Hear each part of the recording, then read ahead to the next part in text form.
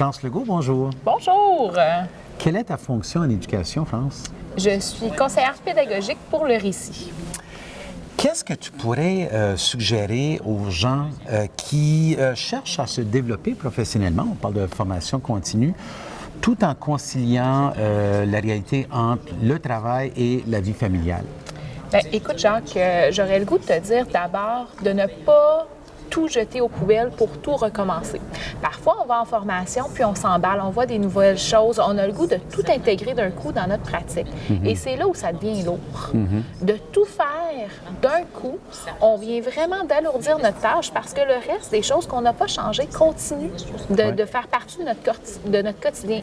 Et de prendre du temps pour soi, le soir, à la maison avec les enfants, ça fait partie aussi de notre réalité, ça fait partie aussi de l'équilibre. Donc moi, le mot-clé que j'aurais le goût de te dire, c'est d'abord et avant tout équilibre. Ça prend 3 ans pour faire un changement.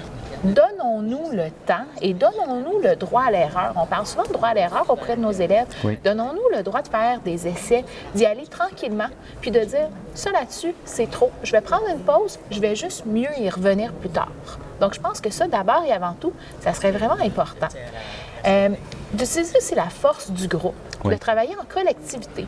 On a tendance parfois dans notre classe à faire les choses seuls. Oui. Si on veut alléger les tâches, pourquoi on ne se met pas ensemble pour créer des outils communs dans lesquels on va vraiment pouvoir travailler en collaboration? On vient de diminuer les tâches d'un coup, puis ensemble, c'est sûr que le travail va être encore plus riche. Donc moi, c'est ce que j'aurais le goût de suggérer. Bien, c'est des belles pistes. Merci beaucoup, France. Merci. Merci.